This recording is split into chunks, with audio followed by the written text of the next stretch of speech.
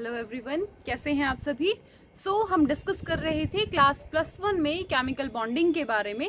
Chemical bonding में हमने causal Levi's approach discuss की। हमने आयनिक बॉन्ड की फॉर्मेशन, कोवलेंट बॉन्ड की फॉर्मेशन, कोऑर्डिनेट बॉन्ड की फॉर्मेशन, साथ साथ हमने ऑक्टेट रूल और उसकी लिमिटेशंस के बारे में बात की। आज हम डिस्कस करेंगे कि हम लेविस स्ट्रक्चर को किस तरीके से लिखते हैं, उसको किस तरीके से रिप्रेजेंट करते हैं। Rules for writing the Lewis structure. Rules for writing Lewis structure.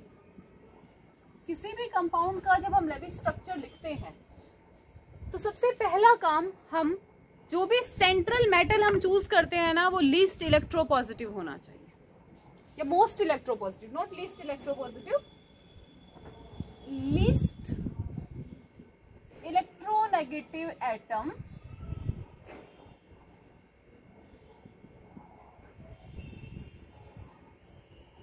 becomes central atom। पहला रूल क्या रहेगा लेविस स्ट्रक्चर लिखने के लिए कि जो सबसे कम इलेक्ट्रोनेगेटिविटी वाला एटम रहेगा उसको हम सेंट्रल एटम कंसीडर करेंगे। For example in CO2 we consider carbon as the central metal atom and oxygen on the both sides. Second thing, oxygen link with oxygen only in some cases। Oxygen जो है वो oxygen के साथ bond सिर्फ कुछ ही cases में बनाते हैं, ओनली इन सम केसेस। जैसे O2 में ये खुद के साथ अटैच होती है, O3 में ये खुद के साथ अटैच होते हैं मॉलिक्यूल, पर ऑक्साइड के अंदर, सुपर ऑक्साइड के अंदर, एक्सेट्रा। अदरवाइज ऑक्सीजन कभी भी खुद के साथ अटैच नहीं होगी, वो हमेशा सेंट्रल मेटल एटम के साथ अटैच रहेगी। इन ऑक्सी एसिड्स की बात करें, इन ऑक्सी एसिड्स, ऑक्सी एसिड्स ऐसे एसिड्स होते हैं जिनमें सेंट्रल मेटल एटम के साथ पास डबल बॉन्ड O भी हो और OH ग्रुप भी हो। इस टाइप से जिनके पास ग्रुप्स होते हैं उनको हम ऑक्सी एसिड्स कहते हैं। इन oxy acids hydrogen combined with oxygen, जैसे यहाँ पे ऑक्सीजन जो है, हाइड्रोजन जो है वो ऑक्सीजन के साथ कंबाइन है, but this is not hard and fast. इस पॉइंट के एक्सेप्शंस हैं। जैसे हमारा एसिड है H3PO2, अब फास्फोरस के साथ double bonded oxygen, single bonded OH, जो दो हाइड्रोजन बचे हैं वो डायरेक्टली हमारे सेंट्रल मेटल एटम के साथ अटैच्ड है। क्लियर है।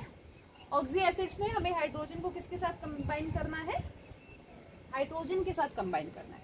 आपने जो स्पीसीज चूज किया है जिसका आप लेविस स्ट्रक्चर बनाना चाहते हो, तो अगर वो स्पीसीज नेगेटिवली चार्ज्ड है, इफ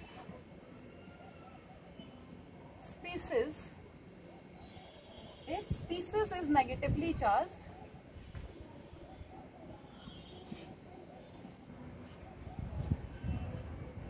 आगे हम एग्जांपल्स में देखेंगे, अगर वो नेगेटिवली चार्ज है ना, then number equals to charge. -1 है तो -2 है तो जो नंबर रहेगा ना, ऐड इन द इलेक्ट्रॉन्स, वो नंबर इलेक्ट्रॉन्स में ऐड हो जाएगा। If species is positively charged,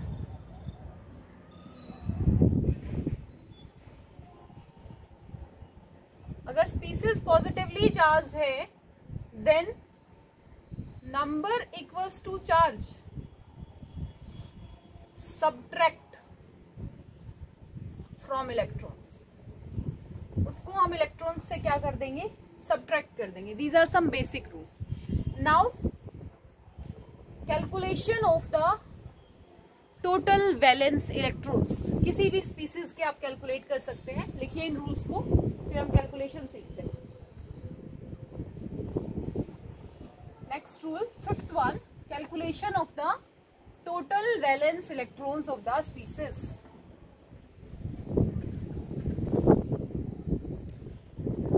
fifth point,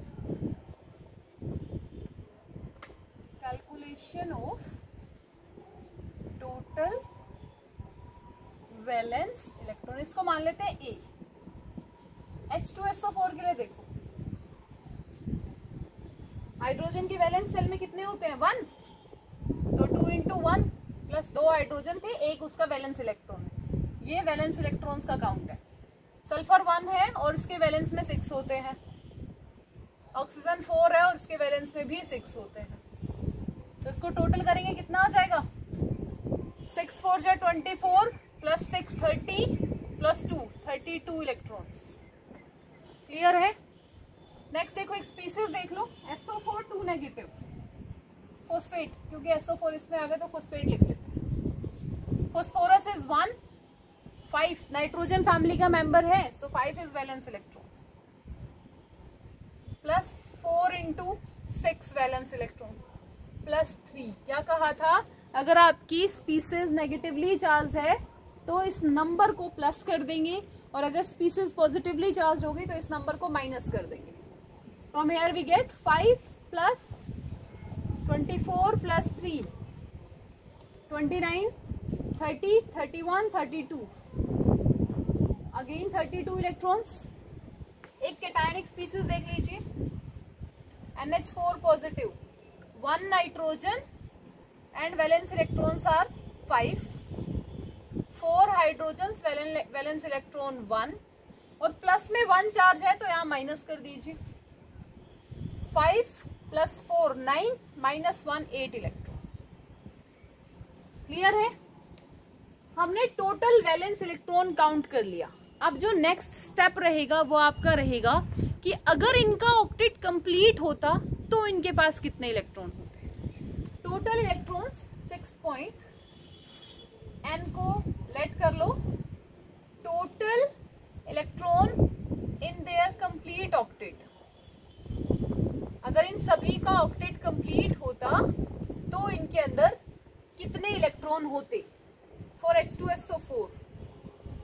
अगर हम n को कैलकुलेट करें 2, और हाइड्रोजन का ऑक्टेट कंप्लीट होता है, डुप्लेट कंप्लीट होता है 2 इलेक्ट्रॉन के साथ, तो 2 प्लस 1 इंटू 8, सल्फर के में 8 प्लस 4 इंटू ऑक्सीजन के पास भी 8। टोटल करो, 8 4 जा 32 plus 8 40 and plus 4 44 electrons. PO4 3 negative में देख लो, अगर इनका ऑक्टेट कंप्लीट होता तो कितने इलेक्ट्रॉन्स हो जाते इसमें? Phosphorus 1 into 8 plus 4 into 8, octet complete है तो आयन फॉर्म नहीं होगा नीडेड। कितना हो जाएगा? 8 प्लस 8 4 जा 32 और 3 एक्स्ट्रा इलेक्ट्रॉन्स है। कितना आ जाएगा टोटल? 43। तो यहाँ पे 2 स्टेप की कैलकुलेशन हो गई। पहला, उसके पास कितने इलेक्ट्रॉन्स हैं। दूसरा, अगर उसका ऑक्टेट कंप्लीट होता तो उसमें कितने इलेक्ट्रॉन्स होते। नेक्स्ट हम निकालेंगे shared electrons. Next we are going to calculate shared electrons with one example. Let कर लीजिए आप H2SO4 के एग्जांपल को कंसीडर करते हैं।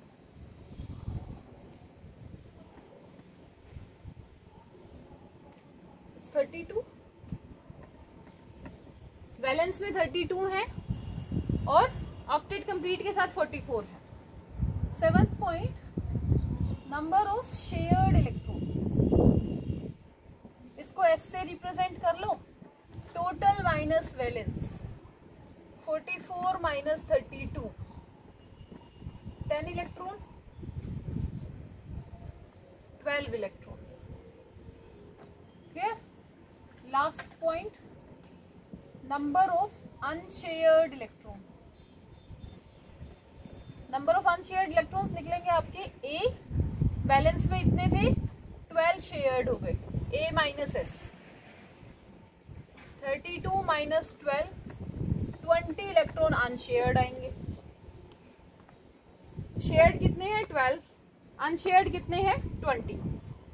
ड्रॉ करके देखते हैं इसके Lewis electron dot structure. H2SO4, sulphur in the between, oxygen oxygen oxygen and oxygen.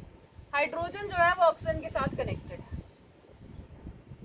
1 2 3 4 5 6 7 8 9 10 11 12 shared complete 12 electrons, unshared देखो 1 2 3 4, अनशेयर्ड 1 2 3 4 5 6 7 8 9 10 11 12 13 14 15 16 17 18 19 20। क्लियर है?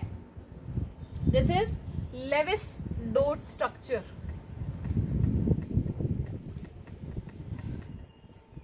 इस स्ट्रक्चर को अगर आप बॉन्ड लाइन फॉर्मूला में रिप्रेजेंट करेंगे,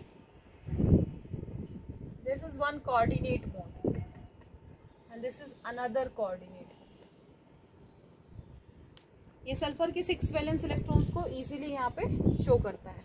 2 shared pair, 2 pair, 1 pair and 1 pair, total are 6। So this is the way by which you are going to draw the Lewis structure step by step. Clear है? Practice करके देखिए आप कुछ particular compounds की। H2CO3 का Levi's structure बना के देखो, PO4 3 नेगेटिव का लेविस स्ट्रक्चर ड्रॉ करके देखिए। नेक्स्ट हम डिस्कस करेंगे एक छोटा सा टॉपिक जिसका नाम है आइसोस्टीर। आइसोस्टीर्स।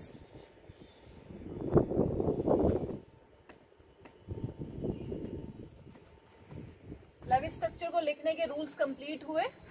सबसे पहला रूल रिवाइज करते हैं एक मिनट में।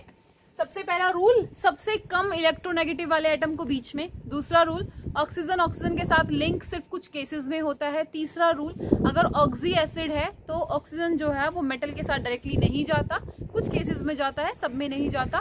फोर्थ, आपको अगर नेगेटिव है आपका आयन तो उतना चार्ज उतना नंबर आपको प्लस करना है, अगर आपका आयन पॉजिटिव है तो उतना नंबर आपको माइनस करना है। उसके बाद आपको टोटल वैलेंस इलेक्ट्रॉन्स निकालने हैं। उसके बाद आपको टोटल इलेक्ट्रॉन कंप्लीट ऑक्टेट में फाइंड आउट करने हैं। On subtracting these two you get shared electrons. After that valence में से शेयर्ड को माइनस करेंगे, आपको अनशेयर्ड मिल जाएगा और आपको आपका स्ट्रक्चर भी मिल जाएगा। नेक्स्ट वन हम बात करेंगे आइसोस्टीर्स।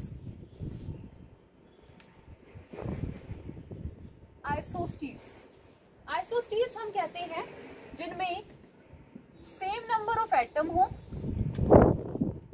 compounds having same number of atoms and same number of electrons। ऐसे कंपाउंड्स, ऐसे एलिमेंट्स, ऐसे मॉलिक्यूल्स जिनमें एटम्स भी बराबर हों और इलेक्ट्रॉन्स भी बराबर। देखो एग्जांपल देखो इसका, CH4 एंड NH4 पॉजिटिव। अगर हम यहाँ पे एटम्स की कैलकुलेशन देखें, 1 carbon 4 hydrogen 5, 1 nitrogen 4 hydrogen 5। Electrons का काउंट देखें, कार्बन के पास कितने इलेक्ट्रॉन है? 6 + 4 10, 7 + 4 11, बट प्लस है तो एक माइनस कर दो, 11 - 1 10। So these two compounds are isosteres of each other. दूसरा एग्जांपल देखो, CO2 N2O CNO negative,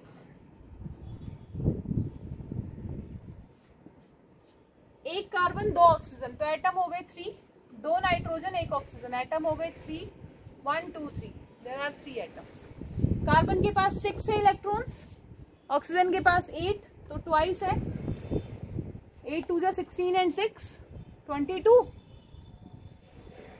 nitrogen के पास 7, सो 2 × 7 और 8, 7 2 14, 14 + 8 22। कार्बन के पास 6, नाइट्रोजन के पास 7, ऑक्सीजन के पास 8 और एक एक्स्ट्रा है, this one again 22। So these 3 species are isosteres of each other, जिनमें एटम्स का काउंट भी सेम है और इलेक्ट्रॉन्स का काउंट भी सेम। क्लियर? नेक्स्ट हम डिस्कस करेंगे फॉर्मल चार्ज के बारे में। अब आपने जो लेविस स्ट्रक्चर बनाया है वो स्टेबल है या नहीं है, उसकी स्टेबिलिटी को डिटेक्ट करने के लिए एक फॉर्मूला आता है हमारे पास जिसको हम कहते हैं formula charge.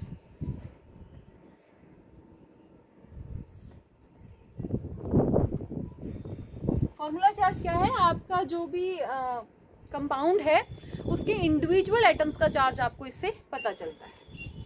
Formula charge is represent करते हैं उसको CF से। Total valence electrons minus lone pair of electrons, जितने भी लोन पेयर इलेक्ट्रॉन्स प्रेजेंट है, half shared pair of electron. Clear? X represent total valence electron, जितने भी हैं, शेयरिंग में गए तो नहीं गए तो आपको उससे मतलब नहीं है, आपको सिर्फ टोटल वैलेंस इलेक्ट्रॉन काउंट करने हैं।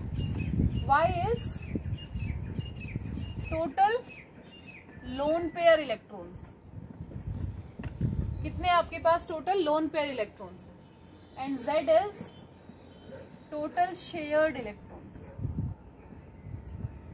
किसी भी स्पीसीज ने कितने इलेक्ट्रॉन्स को टोटल शेयर किया है। एक एग्जांपल देखते हैं, मीथेनॉल। मीथेनॉल का लेविस स्ट्रक्चर ऐसे भी बन सकता है और मीथेनॉल का लेविस स्ट्रक्चर इस तरीके से भी आप ड्रॉ कर सकते हैं।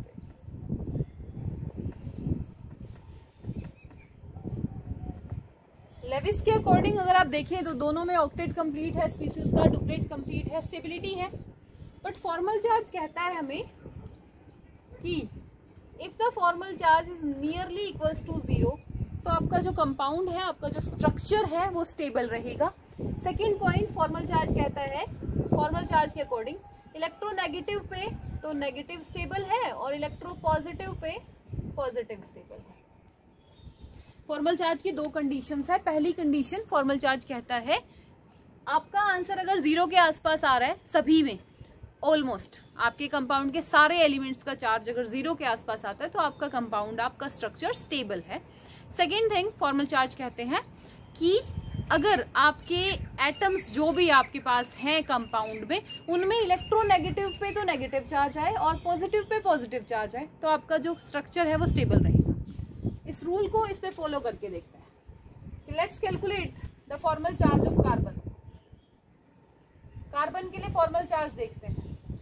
वैलेंस इलेक्ट्रॉन्स कितने होते हैं कार्बन में? 4 minus total lone pair of electron कितने हैं? 0 माइनस शेयर्ड कितने हैं? 1 2 3 4, 8 शेयर कर रखे हैं उसने, 1 2 3 4 5 6 7 8। Answer is equals to 0। यहां पे देखिए सेम कार्बन के लिए कैलकुलेशन करते हैं। 4 वैलेंस है माइनस लोन पेयर में कितने इलेक्ट्रॉन है अभी? 2। शेयर्ड कितने हैं? 1 2 3 4 5 6। On solving this we get 4 minus 5 minus 1। Carbon पे -1, कार्बन की इलेक्ट्रोनेगेटिविटी काफी कम होती है। उसके बाद देखिए ऑक्सीजन पे, ऑक्सीजन की वैलेंसी 6, 1s2 2s2 2p4, तो वैलेंस होता है 2s2 एंड 2p4, तो 4 और 2 6। माइनस में यहाँ पे देखिए लोन पेयर इसके पास 4 इलेक्ट्रॉन्स, माइनस में शेयर कितने का रखे हैं? 2 इस तरफ और 2 इस तरफ, 4/2। 6 minus 6, answer is going to be 0। यहाँ पे ऑक्सीजन का फॉर्मल चार्ज कैलकुलेट कीजिए। Valency 6 minus lone pair of electron 2, lone पूरा का पूरा पेयर काउंट नहीं करना, हमने लिखा है लोन पेयर ऑफ इलेक्ट्रॉन, तो आपको इलेक्ट्रॉन काउंट करने हैं। और minus plus, not minus, plus है ब्रैकेट के बीच में, 1 2 3 4 5 6, 6/2। Answer is going to be 6 minus 5 plus 1। Oxygen, hydrogen का भी देख लीजिए, हर एक हाइड्रोजन का कैलकुलेट कर रहे हैं हम, अलग अलग नहीं निकालेंगे, सबको एक साथ कंसीडर कर लो। बैलेंस कितने होते हैं हाइड्रोजन में? 1 माइनस लोन पेयर एक भी नहीं, शेयर कितने का रखे हैं सभी ने? 2, so answer is going to be 0। यहाँ पे भी 1 माइनस 0 माइनस 2/2, तो हाइड्रोजन के लिए तो दोनों जगह कैसी है बात? सेम है। यहाँ पे ऑलमोस्ट सबका 0 है, 0 0 0। So this structure is stable for methanol, this one is not stable for methanol. Clear? तो फॉर्मल चार्ज की हेल्प से इजीली आप कौन सा स्ट्रक्चर स्टेबल है और कौन सा स्टेबल नहीं है ये फाइंड आउट कर सकते हैं। नोट कीजिए इसको।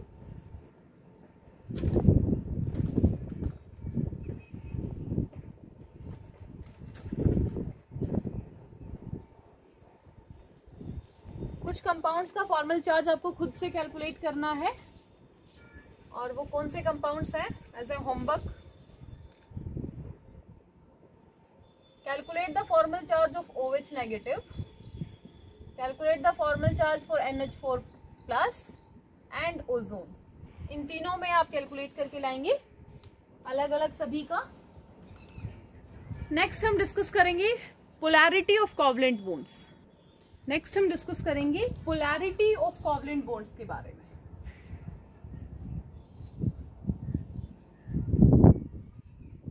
Polarity of covalent bond. देखिए, अगर कोवलेंट बॉन्ड सेम एटम्स के बीच में बना हुआ है, लाइक दिस, सेम एटम्स के बीच में बना गया है, atoms have same electronegativity, atoms have same electronegativity.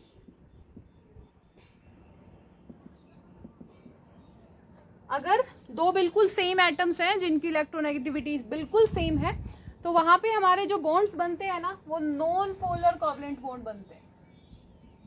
Non polar covalent bond.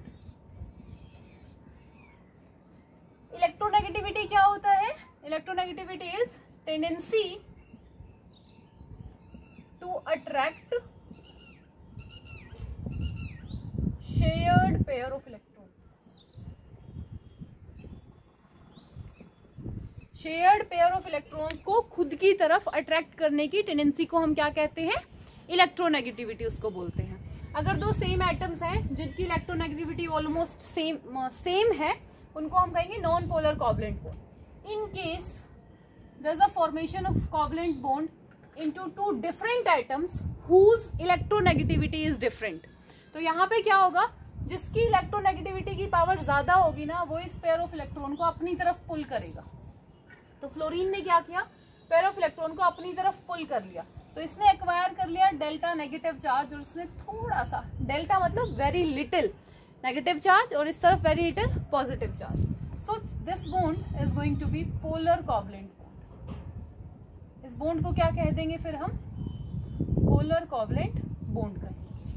Simply as electronegativity difference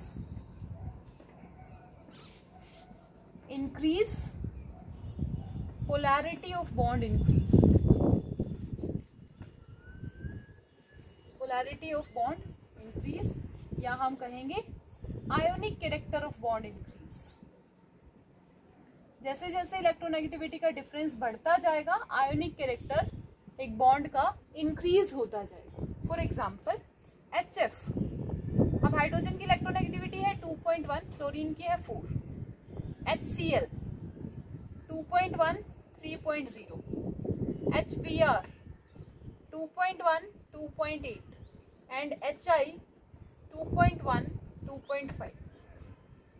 अगर हम डिफरेंस देखें इलेक्ट्रोनेगेटिविटी का, 0.5, 0.7, 0.9 and here is 1.9। तो जैसे जैसे इलेक्ट्रोनेगेटिविटी का डिफरेंस इंक्रीज होगा, आपके बॉन्ड का आयोनिक कैरेक्टर क्या होता जाएगा? इंक्रीज होता जाएगा, आपका बॉन्ड पोलर होता जाएगा। क्लियर है ये चीज? इलेक्ट्रोनेगेटिविटी का डिफरेंस इंक्रीज करेंगे, आपका आयोनिक कैरेक्टर क्या हो जाएगा? इंक्रीज हो जाएगा। परसेंटेज आयोनिक कैरेक्टर कैलकुलेट करने के लिए, for calculating percentage ionic character, हैनी एंड स्मिथ ने एक इक्वेशन दिया। For calculating percentage ionic character, हैनी एंड स्मिथ दो साइंटिस्ट थे, इन्होंने एक इक्वेशन दिया था, and the equation is 16xa minus xb plus 3.5 xa minus xb का square. This is the equation given by हैनी एंड स्मिथ, और इस इक्वेशन की हेल्प से हम परसेंटेज आयोनिक कैरेक्टर कैलकुलेट कर सकते हैं। xa क्या है? इलेक्ट्रोनेगेटिविटी ऑफ A, और xb क्या है? Electronegativity of B। Highest electronegativity पूरी पीरियोडिक टेबल में फ्लोरीन की होती है, जिसकी वैल्यू है 4। फ्लोरीन से ज्यादा इलेक्ट्रोनेगेटिविटी किसी की नहीं है। One more thing you have to remember here is, एक टेबल है इलेक्ट्रोनेगेटिविटी डिफरेंसेस की जो आपको आयनिक कैरेक्टर की कैलकुलेशन के बारे में भी बताती है। And the table is, if the electronegativity is 0, तो अगर आप परसेंटेज आयनिक कैरेक्टर की बात कर रहे हैं तो वो 0 हो जाएगा। अगर इलेक्ट्रोनेगेटिविटी अलग ही नहीं है, दोनों सेम है, तो नेचर कैसा रहेगा बॉन्ड का? Purely covalent. कैसा रहेगा? Pure covalent. अगर इलेक्ट्रोनेगेटिविटी डिफरेंस 0.1 से 0.8 तक आता है, जैसे 0.8 तक, 1 से 8 तक, 0.9, 0.7, 0.4, 0.6, 0.5, तो हमारा परसेंटेज आयनिक कैरेक्टर यहाँ पे हो जाएगा 0.5 to 15%, और नेचर हो जाएगा बॉन्ड का covalent. If this difference is from 0.9 to 1.9, 0.9 से कहाँ तक आ जाएगी डिफरेंस? 1.8 तक। तो इस बॉन्ड को हम क्या कह देंगे? Polar covalent bond. This bond is going to be polar covalent bond. और यहाँ पे जो आयनिक कैरेक्टर रहेगा वो रहेगा 19 to 47। अगर इलेक्ट्रोनेगेटिविटी डिफरेंस 1.9 आता है तो परसेंटेज आयनिक कैरेक्टर हो जाएगा 50% आयोनिक है इस पे बॉन्ड और 50% कोवलेंट है, और यहाँ पे बॉन्ड हमारा हो जाएगा 50-50। 50% आयोनिक है और 50% ही कोवलेंट है इस bond. And above 1.9, above 55%, bond is going to be simple form में। अगर आप याद रखें तो आप ये भी बोल सकते हैं, इलेक्ट्रोनेगेटिविटी का डिफरेंस अगर 1.9 से कम है तो आपका बॉन्ड कोवलेंट पोलर कोवलेंट रहेगा, और अगर इलेक्ट्रोनेगेटिविटी का डिफरेंस 1.9 से ज्यादा है तो आपका बॉन्ड आयोनिक रहेगा। 1.9 पे आपका बॉन्ड 50% कोवलेंट रहेगा और 50% आयोनिक रहेगा। नोट कीजिए इसको। उसके बाद हम आज का लास्ट टॉपिक डिस्कस करेंगे which is dipole moment.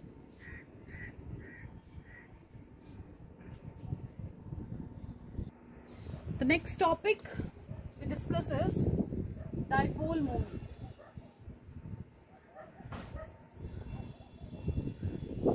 Represented with the symbol mu, and this is equals to charges into the distance between the charges. अब आपने जो भी H और F जब आपने देखा इसने अट्रैक्ट कर लिया अपनी तरफ, इस पे डेल्टा नेगेटिव चार्ज आया और इस पे डेल्टा पॉजिटिव चार्ज आया, तो वहां पे डाइपोल मूवमेंट ओरिजिनेट होती है, जिसको हम रिप्रेजेंट करते हैं चार्जेस का magnitude into distance between the charges. This is dipole movement. Dipole movement as a vector quantity,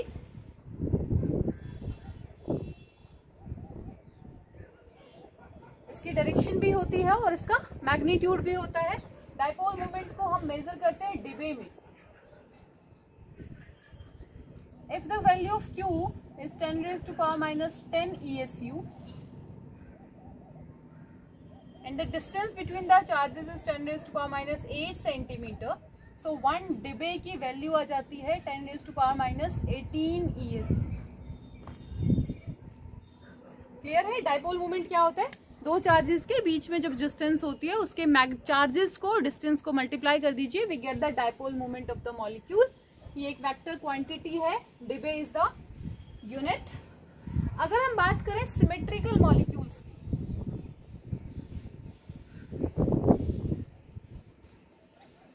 तो सिमेट्रिकल मॉलिक्यूल्स में डाइपोल मोमेंट 0 होती है। क्लियर है? अगर आपके पास कोई भी मॉलिक्यूल इस तरीके से है कि उसके एक डाइपोल की डायरेक्शन इधर है और एक डाइपोल की डायरेक्शन इधर है, तो जो हमारी रिजल्टेंट डाइपोल होती है,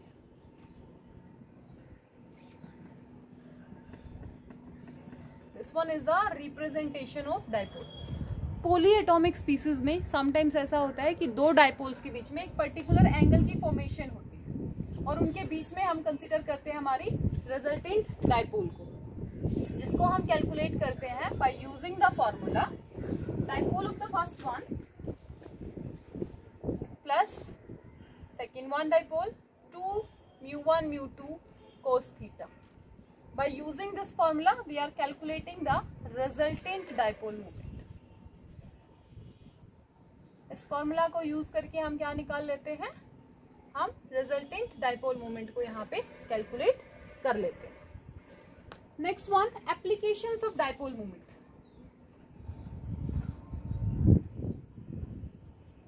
एप्लीकेशंस ऑफ डाइपोल मोमेंट। पहली चीज तो डाइपोल मोमेंट हमें कंपाउंड्स की पोलैरिटी बताने में हेल्प करती है। पोलैरिटी सिंपल, अगर डाइपोल मोमेंट 0 है तो हमारा कंपाउंड नॉन पोलर है, और अगर डाइपोल मोमेंट पोजेस करेगा तो हमारा कंपाउंड पोलर है। So the first application is to determine polarity.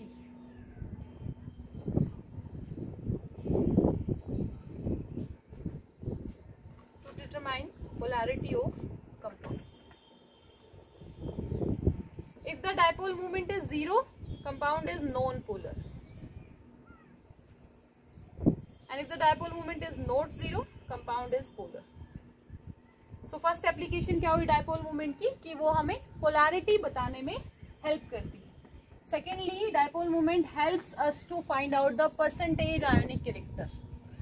Dipole moment की help से हम percentage ionic character भी calculate कर सकते हैं।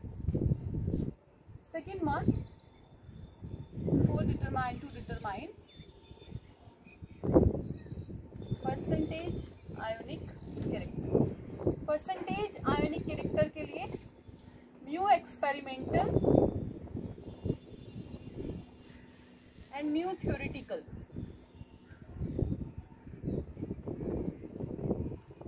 multiply 100.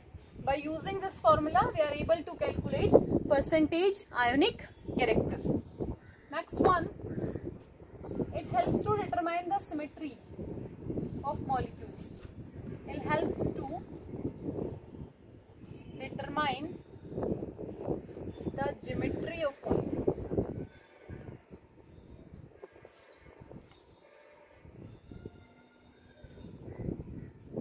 सिंपल यहाँ पे हम ज्योमेट्री से क्या बताना चाह रहे हैं कि अगर आपका मॉलिक्यूल सिमेट्रिकल होगा तो उसकी डाइपोल मोमेंट 0 होगी, और वो अनसिमेट्रिकल होगा तो उसकी डाइपोल मोमेंट 0 नहीं होगी। Next one, it helps to explain the orientation, it helps to explain the orientation of benzene ring. Simply ये बेंजीन रिंग में पोजीशंस को एक्सप्लेन करवाने में भी हेल्प करती है। जैसे देखिए, there are 3 compounds of dichlorobenzene, 1,2 dichlorobenzene, 1,3 dichlorobenzene and 1,4 dichlorobenzene. ये बीच वाली रिंग से तो आप फैमिलियर हो। फर्स्ट और सेकंड पोजीशन पे जब आपने क्लोरीन लगाया तो उसको कहेंगे ऑर्थोबेंजीन, ऑर्थो पोजीशन। एक को पेरेंट फंक्शन मान लीजिए, उसके बिल्कुल पास वाली पोजीशंस का नाम होता है ऑर्थो पोजीशन। पेरेंट फंक्शन से 2 स्टेप दूर, लाइक इन दोनों को छोड़ दीजिए, ये दोनों स्टेप्स कहलाते हैं मेटा पोजीशन, और उससे कंप्लीटली अपोजिट हम कहेंगे पैरा पोजीशन। जब 2 चीजें कंप्लीटली अपोजिट हैं, this is the direction of dipole and this is the direction of dipole, तो यहाँ पे डाइपोल मूवमेंट क्या हो जाएगी, 0। इन दोनों केसेस में डाइपोल मूवमेंट 0 नहीं होगी। देखो यहाँ पे अगर आप इस लाइन को मर्ज करते हैं तो ये क्या हो जाएगा, आपका रिजल्टेंट डाइपोल, और यहाँ पे आपका resultant dipole, this one is your resultant dipole. Clear है? सो डाइपोल मोमेंट की हेल्प से आप बेंजीन रिंग की ओरिएंटेशन को भी फाइंड आउट कर सकते हैं। आपने 2 ग्रुप अटैच किया, आप एक ग्रुप को अपना पेरेंट ग्रुप मान के फिक्स कर लो। अब उसके विद रिस्पेक्ट में देखना शुरू करो, तो उसके साथ वाली दोनों पोजीशंस होती है ऑर्थो पोजीशन, नेक्स्ट वाली दोनों पोजीशन होती है मेटा पोजीशन, उसके अपोजिट वाली पोजीशन को आप कहेंगे para position. And the last application of dipole moment is helps to distinguish between cis and trans, helps to distinguish between cis and trans form.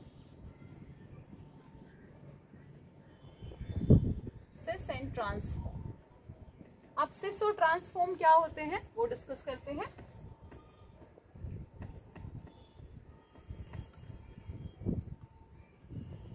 एक सिंपल से example से हम इसको डिस्कस करेंगे जो आपने 10th क्लास में भी पढ़ा होगा, ब्यूट-2-ईन। The structure of butene is CH3CH double bond CH3। अब इस स्ट्रक्चर को ड्रॉ करने के दो तरीके हैं। One is CH3 carbon hydrogen double bonded carbon CH3 hydrogen, दोनों हाइड्रोजन नीचे दोनों CH3 ऊपर। Next one CH3C double bond C H CH3 and H। जब दो एक जैसी चीजें एक तरफ रहेंगी तो उसको हम कहेंगे सिस, और दोनों हाइड्रोजन अपोजिट उसको हम कहेंगे ट्रांस। क्लियर है? नाउ इसका डायपोल इस तरफ और इसका डायपोल इस तरफ, तो रिजल्टेंट डायपोल यहाँ पे आ जाएगा इनका। बट इस केस में the dipole is in upward direction and the dipole is in downward direction, so they cancel out each other and the dipole moment is going to be 0। So dipole moment की help से आप easily compounds को सिस और trans में divide कर सकते हैं। सिस having dipole moment not equal to 0 and trans having dipole moments equal to 0। So आज हमने 4 टॉपिक्स डिस्कस किए। First one Lewis electron structures को ड्रॉ करना सीखा। सेकंड वन हमने फॉर्मल चार्जेस डिस्कस किए, किस तरीके से हम उनको कैलकुलेट करेंगे। थर्ड वन हमने पोलैरिटी की बात की एंड फोर्थ वन हमने डायपोल मूवमेंट और उसकी एप्लीकेशंस को डिस्कस किया। सो पढ़ के आइए, नेक्स्ट हम नेक्स्ट लेक्चर में डिस्कस करेंगे।